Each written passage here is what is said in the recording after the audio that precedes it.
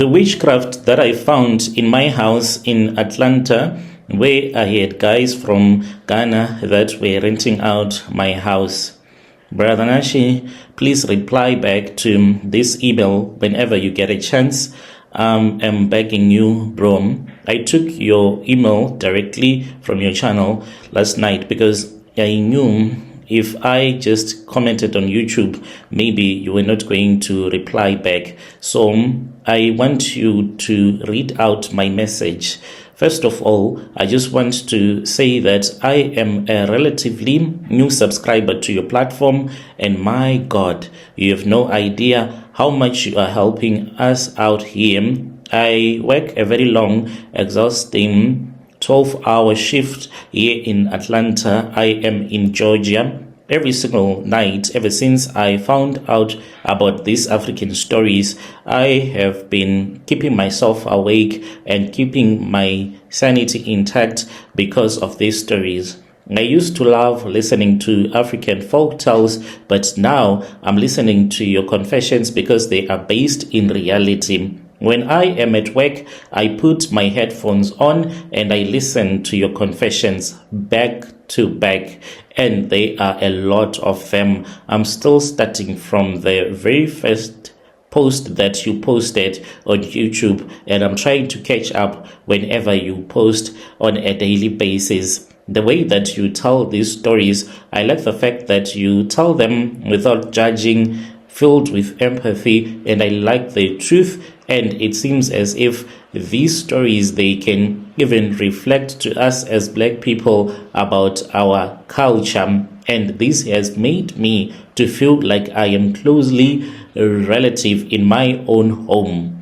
But Brother Nashi, as I was listening to your recent video about spiritual covenants and crossing borders, a guy that went to do a spiritual covenant, I started to weep right there and then. I was at my workplace on my desk. I was weeping when I was listening to that guy's story. I realized that the nightmare that I have been living through for the past 3 years, it was not just bad luck. No, I am a victim. I was targeted by a demonic cult. Those people, they targeted my wealth, and they also wanted me to join their cult. I need to tell you my story and to also remove the burden that is on my soul.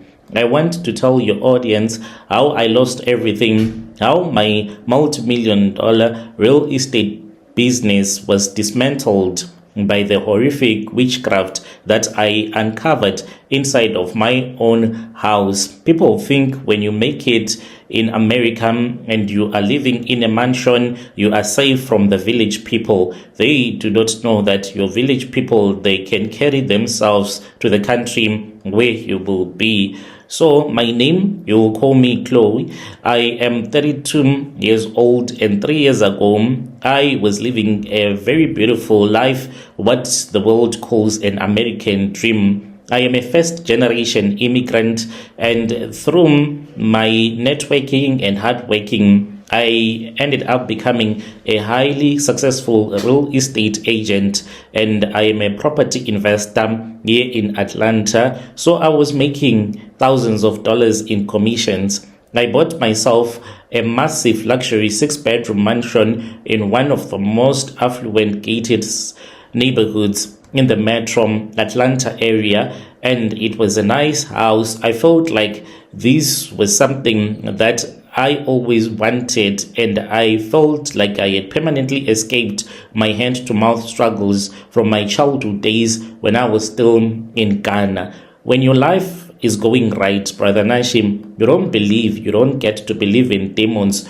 When your bank account is full, your health is perfect, and you are driving a nice car, you don't even think about spiritual warfare, witchcraft, and you see those things as things for the uneducated and people that are just looking for excuses for their own failures in life. I used to be a devout Christian, but I think that when you become wealthy, wealth and comfort can make you a lazy person. I stopped reading my Bible entirely. I stopped fasting church became like a social fashion for me, just to go there so that I can just be with people. I thought that since I had money and living in the Western world, it changes your view of the world. I had no idea that my spiritual defenses, they were completely down, and the enemy was just waiting for the perfect door to walk through. It was in 2023, because I owned multiple properties, I decided to list my main mansion for short-term luxury lease while I stayed in one of my smaller townhouses for a business season. A wealthy Ghanaian family applied to rent the house. Since I am originally also from Ghana, I felt this sense of nationalism to also assist them so that they can have a nice place to stay. And the man told me that he was a businessman. He just wanted a nice place, a safe place for his family. When we checked his credit score, bank statement, it showed that this man, he was able and he will always be able to pay the rental. But the moment that the family moved into the house, that was when my entire life changed instantly. It was as if there was someone that had just turned off the light and the good luck that God had granted to me.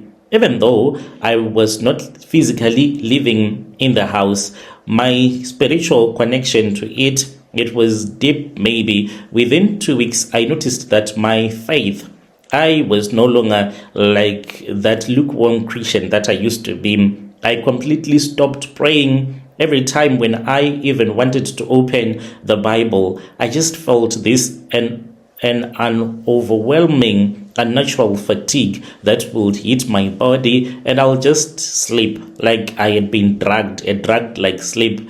Then came the dreams. I started having the most horrific, vivid, and demonic nightmares on a daily basis. Every single night, I would dream of being chased by faceless men from my own village in Ghana. And whenever these men would catch up to me, they would do things to me that cannot even be explained on a public platform.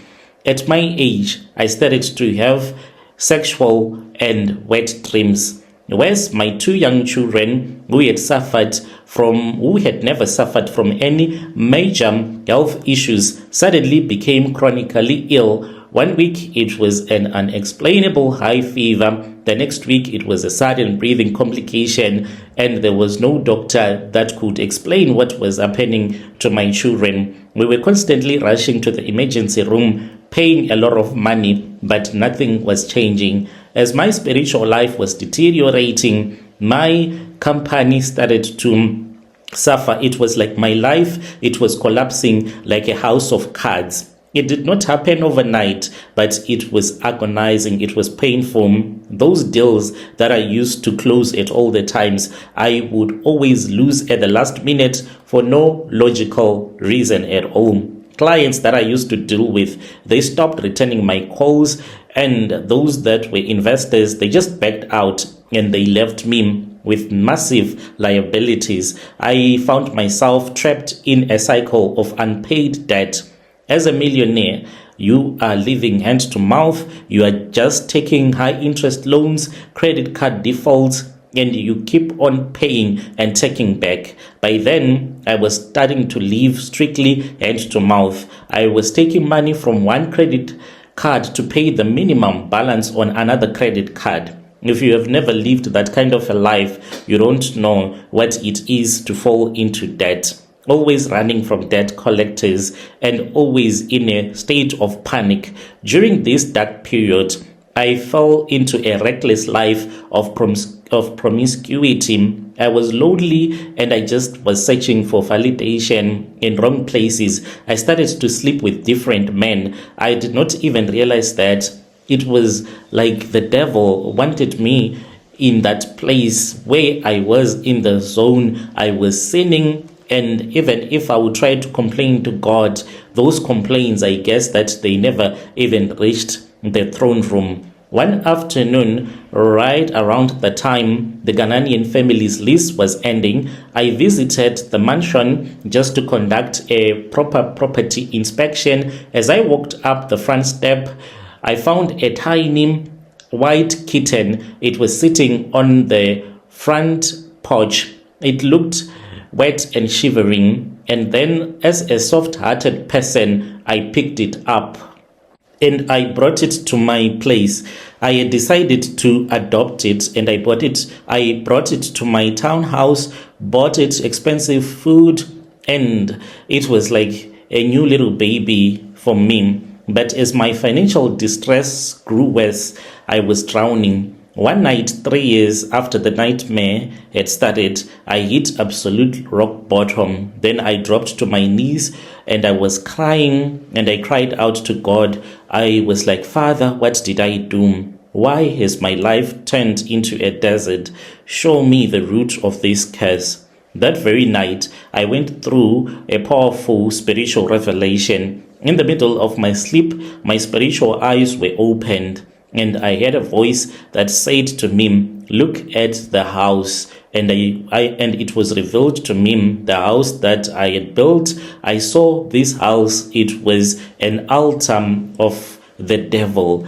And I was told that the cat that I thought was just a cat, it was not just an innocent animal. It was a monitoring spirit.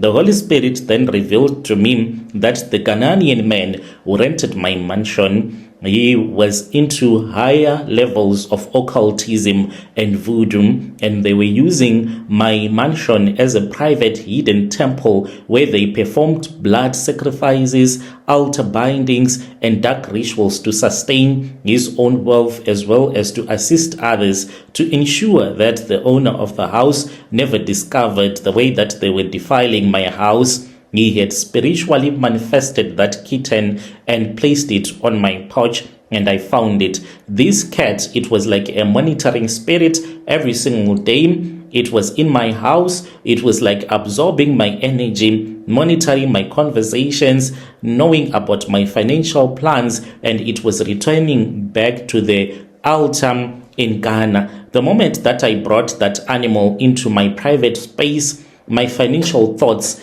my business strategies, and my spiritual energy were being constantly broadcasted to the enemy, allowing them to block each and every door of success before I could even walk through it. The most terrifying confirmation of this witchcraft happened just a few days after that revelation had been given to me. I woke up suddenly. It was around 3 in the morning. When I woke up, when I sat up in bed, my eyes was terrified with the absolute paralyzing horror that I was witnessing in front of me. Sitting right at the foot of my bed, I saw that there was a large black dog that was looking at me. It appeared briefly and it kept on looking at me. Then, when I blinked, when I wanted to run away, I could not even scream by then. It was as if there was something that was tying me to the bed. When I tried to run away, that was when this dog or this demonic creature just vanished.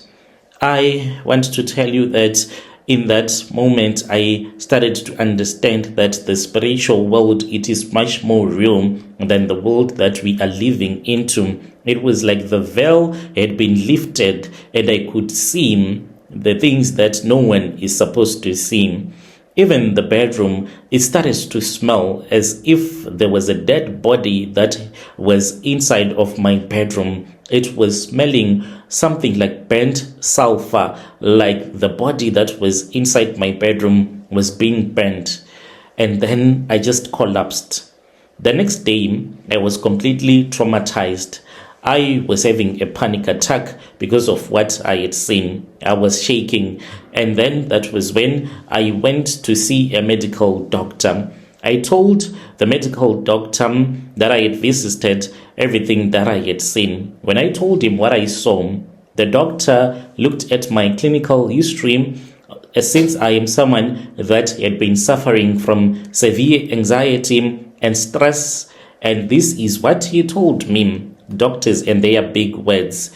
He said that whatever that I saw, it was just a vivid hallucination. And I said, this hallucination, what is it being caused by? And he said that this vivid hallucination, it was being caused by the high dosage of antidepressants he had been prescribing to me for my panic attacks because of my financial distress. Because whenever I would receive a call from anyone that I was owing money, I will always have this, what he called financial panic attacks.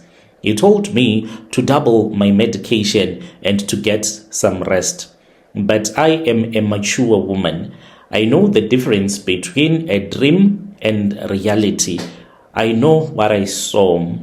I have had hallucinations before. They were not like that. The vision that I had, it was for real. I was being tormented by the devil because I had uncovered whatever that my tenant was doing in my house.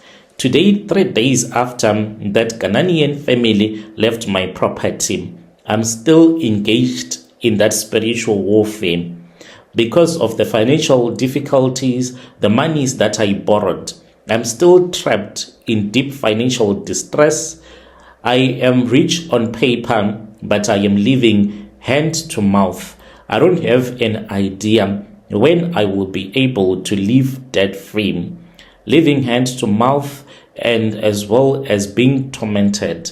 Witchcraft, it is refusing to disappear just by me saying a quick prayer. I had to completely repent for my promiscuity, and unfortunately, I had to give up that cat, which I see as a demonic animal that was in my house. I am starting my relationship with God. I started my relationship with God from absolute zero, and I am no longer arrogant like the way that I used to be.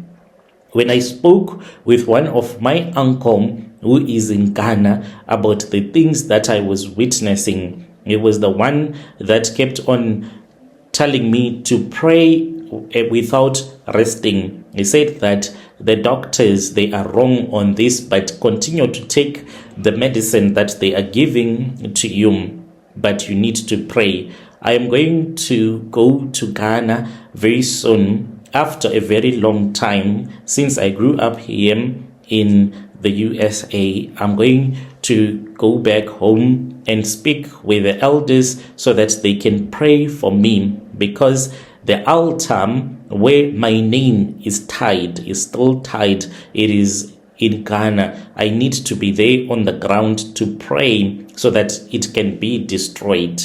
I just want you to tell your audience, those that are of African descent, that has been brought here to the USA by their parents, to know that those curses can follow you even from Africa. And I beg of you to tell your people not to blindly rent your property simply because one is an African, because what happens in your house, it can also control what happens to you financially. I'm not writing this email to you so as to send panic to your listeners. I'm still new here, but I want your listeners to have time to pray over their homes, to keep their hands clean. When you pray to God about a problem that is not going away, maybe you need to look at your life. You are living in sin. If you are living in sin, you are just complaining, and the heavens can't listen to your complaints because your hands are muddied with sin. I am praying for everyone on this channel, and I will continue to support you. Thank you for reading my email. Please reply to me.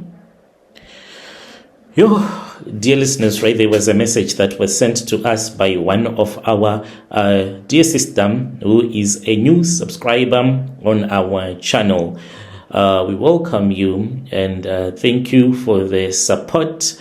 Let us speak with our dear sister in the comment section. Strange things indeed, they do happen in this world. Can you believe it?